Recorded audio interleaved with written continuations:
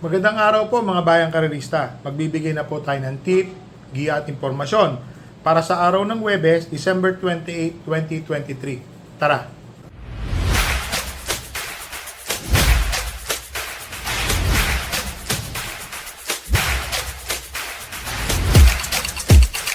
So mga bayang karerista, ngayong araw ng Huwebes, meron po tayong kabayong tatakbo.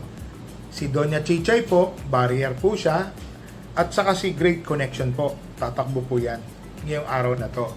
So, mag-i-start po ang karera sa ganap na alas 5 ng hapon. Meron pong hinandang 8 karera para sa araw na to. So, nalalapit na pong matapos ang araw ng no bearing races po. So, alam niyo na, marami po talagang naghahabol, nagmamadali, makaabot. Talagang masasabi po nating swertihan lang din naman po. So, magbigay na po tayo ng tip. Dito po sa race number 1, 1,200 meters, maganda po ang pinakita ng entry number 3 na si Anli Bird. Tersero po yan, tumapos. Ang laking karera po. Kaila every sweat counts. Opo. Ang nanalo po nun si Bill Jordan, every sweat counts, and then Anli Bird. Parang siya po yung tersero doon. Pagkakaalam ko po.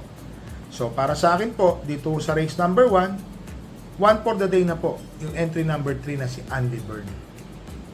So, dito na ho tayo sa race number 2, mga bayang karerista, 1,200 meter race. First choice po, entry number 8, Iris. Nabababaan po talaga ako sa laban. Kung natatalo man po siya, dahil distansya 1,400 meter race, inaabutan po siya. Sa ngayon po, siguro sa 1,200 meter race, lalamang na po itong kabayo na to. Masyado pong mainam itong kabayo na to. Para sa akin po. Ang second choice ko po dito, yung entry number 5 na si Gianchi. Tingin ko, ito po yung pwedeng sumunod kung sino man po yung matulin dito. Pero para sa akin po, maganda rin po yung tinatakbo ni Gianchi netong lately. Opo. So, ulitin ko lang po. Dito po sa race number 2, first choice po, entry number 8, Iris. Second choice po, entry number 5, Gianchi. So, dito na po tayo sa race number 3, mga bayang karerista, 1,200 meter race, 7 entries. First choice po, entry number 1, Walking on Sunshine. Oo, bakit po siya ang first choice ko? Nung nakaraan, segundo po siya kay California King. Opo. 11-10, tapos yun po 11-10, tapos second placer po siya dumating. Siya pala yung nakaraan sa Balya. Siya pala yung nasigundo. So, ang ganda po ng bigay ng forecast noon. So, para sa akin po, si Walking on Sunshine, lamang na lamang po siya dito.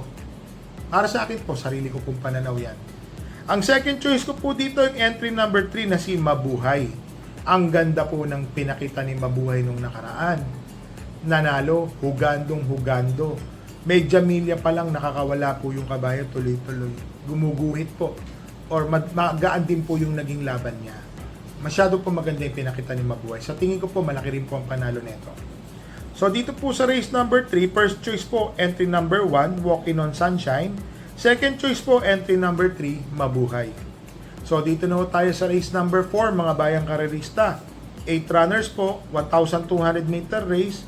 First choice po, entry number 4, Luke Skywalker. Si Luke Skywalker po, mainam na kabayo po ito. Oo, kaya ako sinasabing mainam, talaga naman pong magaling na kabayo itong kabayo na to.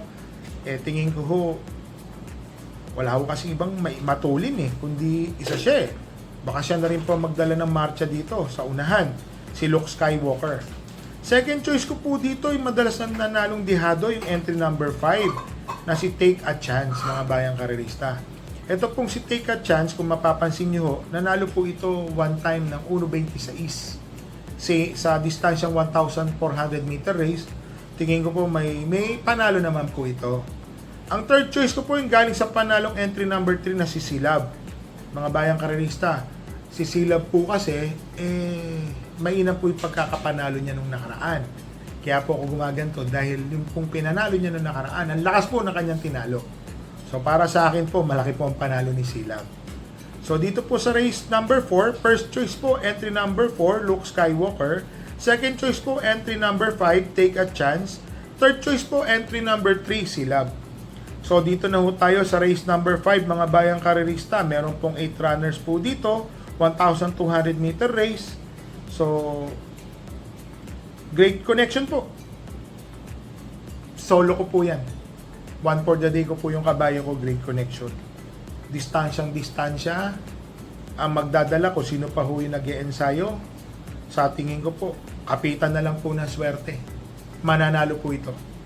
So, race number 5 po, ulitin ko lang. Solo ko po yung kabayo ko, one for the day ko po. Entry number 6, great connection. So, dito na tayo sa race number 6, mga bayang karerista. 1,200 meter race again. 8 runners po.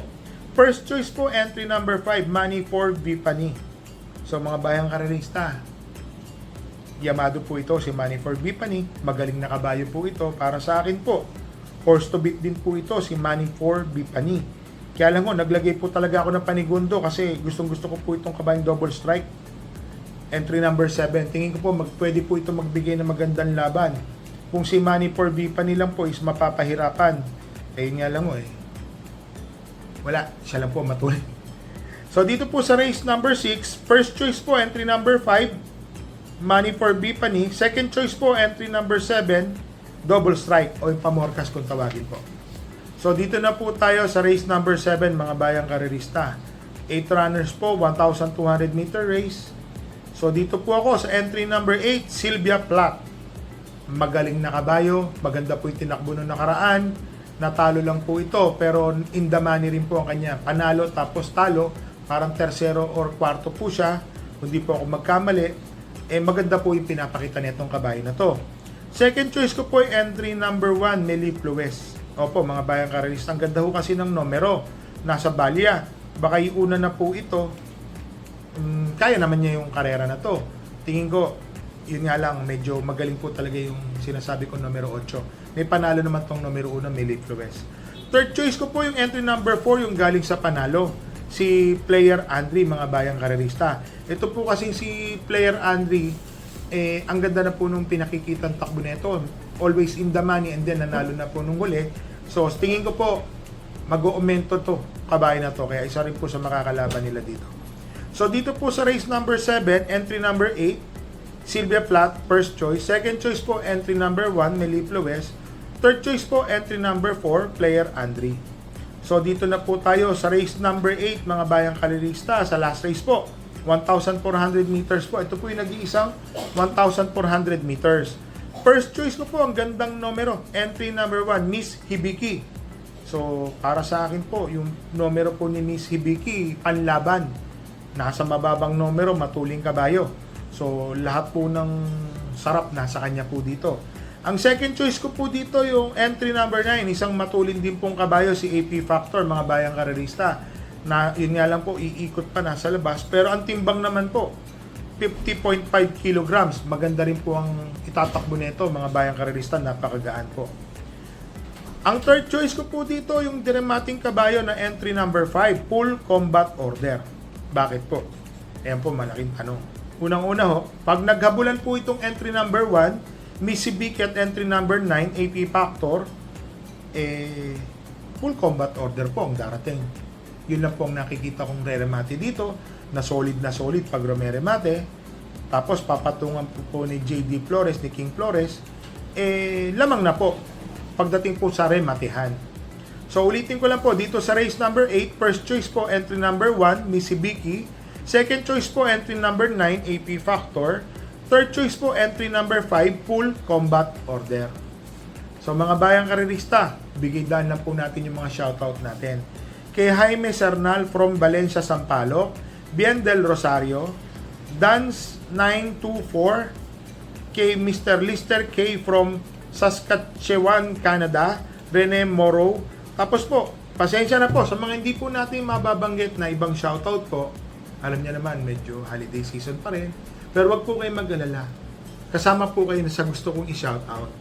Saka mga bayang karerista, ulitin ko lang po, may bagong taon pa ha. Ingat lang po tayo sa pagtaya.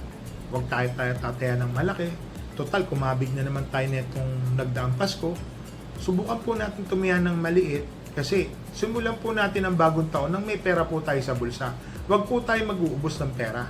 Saka ano po ingat po tayo sa paputok, baka maputokan po tayo. Masarap po magpaputok. O kaya sumalubong ng bagong taon na puno po ang daliri natin, walang bawas. Buo. Sana naiintindihan niyo po yung sinasabi ko. Di ko sinasabi huwag kayo bumili. Hinihikayat ko kayo magpaputok lang ng nararapat. Huwag po tayo magpapaputok ng malalaki. Yun lang po mga bayang karerista. Stay safe po and happy racing po sa inyo.